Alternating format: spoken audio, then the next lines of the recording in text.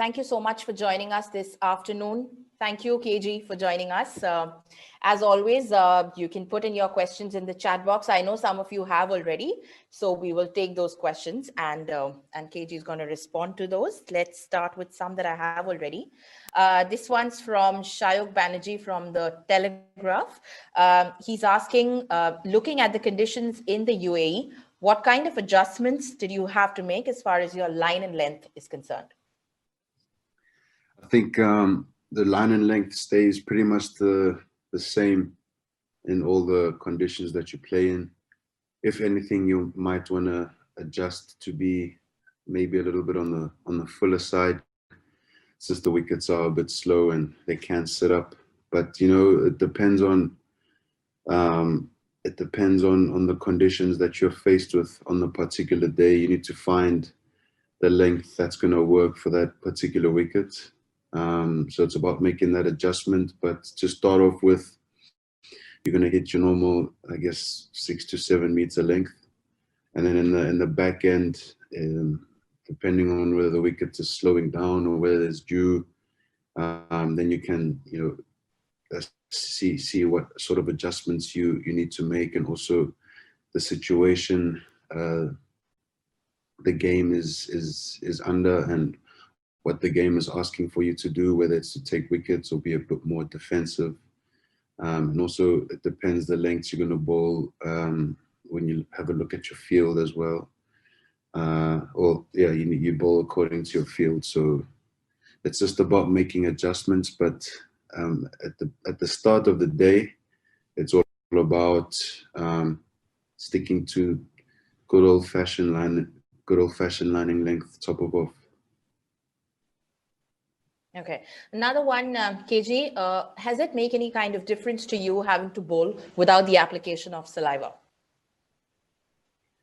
Not really. The ball has been swinging anyway. And it's T20 cricket, so I think, you know, swing pretty much gets negated early on, even though you were to apply saliva to the ball. I guess the only time that it would be interesting and where it would play more of a dilemma would be in Test cricket, since you have to look after the ball much more. I guess in T20 cricket, the older the ball gets, the happier you are, because it makes it softer and it's not as hard for the batsman to hit. Okay. Questions here from the Hindustan Times. Is there any difference between bowling in India and in the UAE, since your figures this season are almost similar to last one? It is different.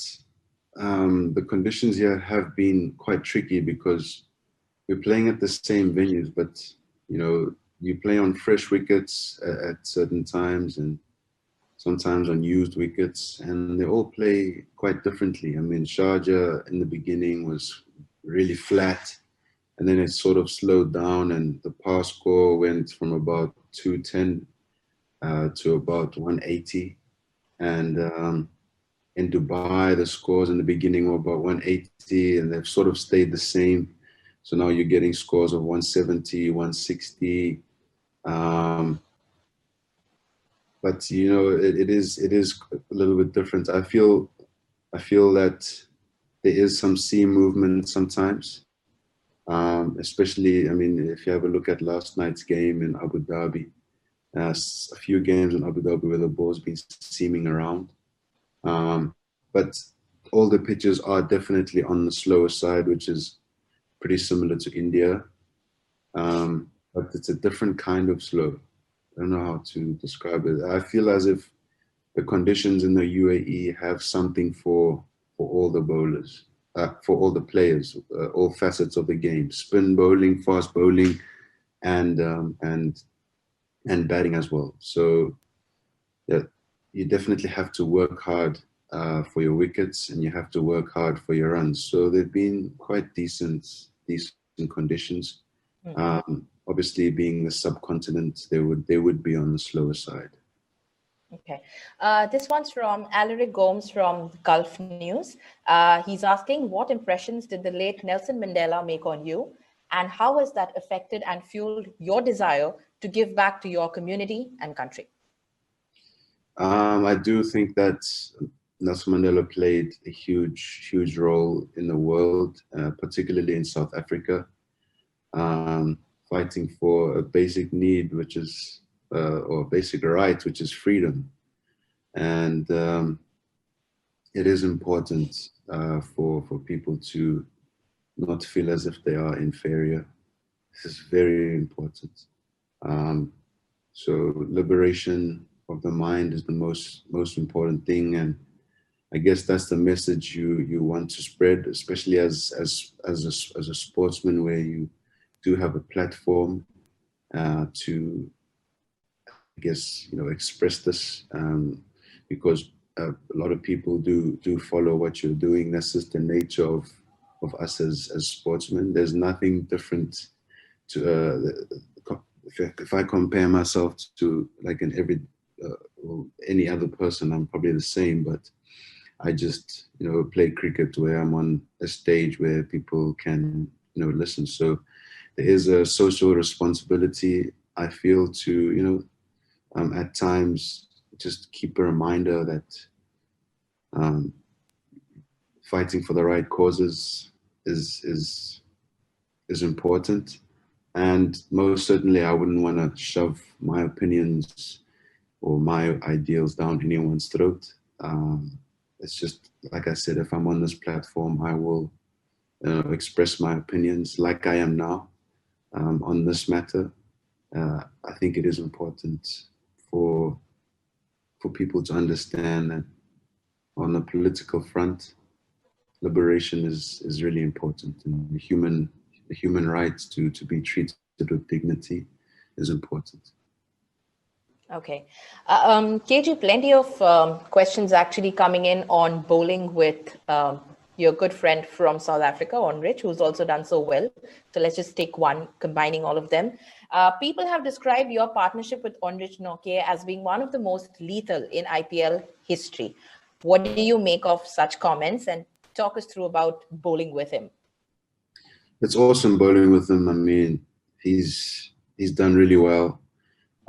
He's got a lot of pace, and he's also always willing to learn, and he's open to new ideas. And I think that's a great trait to have. And he always gives his best for the team. Myself and him are always giving our best for the team. That's just in our nature. But at the end of the day, we have a job to do, and I think we've done it well so far. And now we challenge ourselves to do it. Hopefully we qualify. We're one game away from qualifying. And hopefully we do it when it matters the most, in those knockout stages. But it's been really amazing to bowl with him. He's come a long way, and he's still got a long way to go, including myself as well. So to be called one of the most lethal partnerships in IPL history, that's some feat. But when we're playing, we're just taking it game by game. We're not walking around as if we were the most lethal. That's the last thought on both of our minds. We need to worry about the next game, and I guess just being normal. Okay. A question looking ahead to the last match, and looking ahead to the one that's coming up. Umesh Rajput says Delhi Capitals is on top of the points table at the moment, but you're coming off a loss against Punjab. It wasn't such a great game. Is this a wake-up call for the team? I don't know if I would call it a wake-up call. It's just a loss, and losses do happen. So it's not about panicking and trying to reinvent the wheel. We need to assess where we felt we went wrong, which we have done already. I mean, from the second we lost, people are already talking about the game and talking about where we can improve. But bearing that in mind, we need to realize what good came out of that game as well. So you keep reinforcing on what you're doing well, not just focusing on the negatives. There were probably few negatives in that game. And at this stage in international cricket, or at this stage where you have such quality players, those few negatives can go quite a long way. I mean, So all we need to do is not reinvent the wheel. You know, losses can happen. So it's just about getting back up and getting ready for the next game, having identified what what we have done wrong and also what we have done right, and make those minor adjustments. KG, this one's from Neeru Bhatia from The Week. She's asking, what aspect of your bowling are you enjoying the most at the moment? To be honest, I enjoy bowling whenever I have the ball. It's a challenge for me, whether I bowl two up front or two in the death, or three in the death and one up front. Every time I'm given the ball, you know, I have a job to do, and yeah, cricket is my passion, or sport is my passion, and I happen to be playing cricket. And I'm glad to be doing what I do. And my job is to try and take wickets and not go for as many runs as possible. So whenever I'm given the ball, that's all I try and do. Okay. One from Subodh Mayure from Midday. Your thoughts on Shreyas Iyer's role as the captain of the Delhi Capitals team? And additionally, he wanted to ask you your advice to a young speedster like Tushar Deshpande. Shreyas has been really unbelievable as a captain. I think he is young for a captain, especially when you are leading overseas players and on a big stage such as the IPL. It's no Mickey Mouse stage, so he's done really well so far. He's also leading from the front. But Shreyas is just a normal guy. You know, he's chilled out. So when we get on the field, he is the captain, and he has to make decisions as well. But at least there are some senior players, and I'm sure Ricky is helping him a lot, and other senior players around the team where we can discuss a few things. So it's a very liberal environment. It's not a dictatorship, which is probably one of the reasons we've been really successful. So he's got all the tools around him, and I think he's used them well so far. Also, Tushar's got a lot to learn. Obviously, he just needs to take a game by game. He has not bowled badly at all, even in the last game. Like I said again, it's just about those minor adjustments, and all he has to do now is learn from his experiences and use the tools that are around him. That's how he's going to get better, because he's got all the attributes. Okay. Question from Samir Chabra. You recently tweeted that the skill level of the players in this year's IPL has been phenomenal. If you could highlight a couple of instances where you thought so about this edition of the tournament. I can't highlight a few instances because there have been so many. The batters are really skilled. They're playing all types of shots. The bowlers, there's pace bowling, there's wrist spin, there's finger spin. And I know there's been quite a few drop catches, but I mean, it's not easy. That has been one of the issues in this tournament. It's not easy to catch for some reason. I've dropped the catch as well. But you know, some of the catches that have been taken have been phenomenal. And some of the skill level with the bowlers, especially in the death, and the batters, and the type of shots that they're playing in, especially how the games are just going right to the death. In this IPL, if there's one thing that I can take out of it, and one thing I won't forget, is that, you know, every team is in it, and no team has won until the last ball has been bowled. That's the competitiveness has been, you know, second to none. And I always knew that it would be this way, even though there is no crowd, because you're dealing with professional cricketers, and professional cricketers who get to this stage are naturally competitive. And once you have a whole lot of athletes or cricketers who are competitive on such a big stage, of course it's going to be very competitive. And that's reflecting in the skill level. That's reflecting in how the games are contested, and how deep they're going. We can take a few more. This one's from Vishal Menon from the Indian Express. In the past, you had picked Dale Steyn's outswingers, Imran Khan's in-swingers, and Waqar Yunus's yorkers as the ingredients for the perfect test bowler. Who all would make up for you your perfect T20 fast bowler? I mean, there's so many great bowlers. I mean, in my head that time, subconsciously, maybe I was just thinking Pakistani bowlers. But there's so many great bowlers, man. I don't know. I don't know. Asif, Malinga, Yorker. Whose bouncer would I pick? I don't know.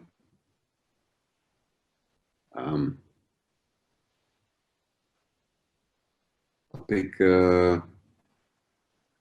Heinrich Nokia bouncer. Then I'll pick. Man, I don't know. I can't answer this question now. Okay, no problem. Question from Hemant Kumar Sharma. Do you think in this edition of the IPL, Delhi Capitals will be at the top of the podium with help from your bowling? With help from my bowling, I think it's going to have to be a team collective. Yeah. If you have a look, we've had 7 different man of the matches in the games that we've played. There's just match winners in our team, match winners galore. So all of us, it showed that all of us are hungry to win. And of course, I mean, if I can pick up a man of the match and that secures us top spot, then I guess you can look at it that way, yes. But it's not because of my bowling. Each and every individual has bowled really well. It just so happens that I have the purple cap. That's it. Yeah. But I'm the one who's lucky to get the wickets. But I mean, Akshar's bowling beautifully. Ashwin's bowling beautifully. Anas is bowling beautifully. Tushar bowled beautifully in the games that he's played. Harshal Patel was in. He bowled well. He contributed. Everyone has contributed. Avesh came in. He contributed. So you got guys who are putting their hands up. Shreyas has contributed with the bat. Shikhar's contributed. Rishabh has. Stoyan has. Hetty has. So, I mean, Prithvi has as well, even though he's going through a bit of a shaky run. So it's about a team effort. And, you know, you got Ajinkya Rahane sitting out. That just shows you that it's quite tough. The camaraderie in the team is really good, and people are willing to put their hands up. Right. We'll take this last couple of questions before we close this. This one's from Rahul Bhatnagar from India Today, and this is about yourself, KG. It says, your records in the IPL, you're the purple cap holder at the moment, shows your consistency in the format. How do you bring in such consistency in T20 bowling? I think it's just about realizing what works for you, and also just summing up conditions and bowling toward those bowling according to the conditions, and also trusting your strengths and using your strengths and seeing how your strengths can go with the conditions. And then it's just about push and pull. All right. Okay. Last one, I think, KG, this one we'll talk about the match that's coming up next. It's going to be our first day game, and the team hasn't been able to win a match yet in Abu Dhabi. 2 losses have come there. The challenges of Abu Dhabi and your thoughts looking ahead to the Kolkata game. Surely, third time lucky. Third time lucky in Abu Dhabi. I'll leave it at that. Hopefully, third time lucky. All right. Thank you so much. Thank you so much, everyone, for joining. Thanks for sending us the questions.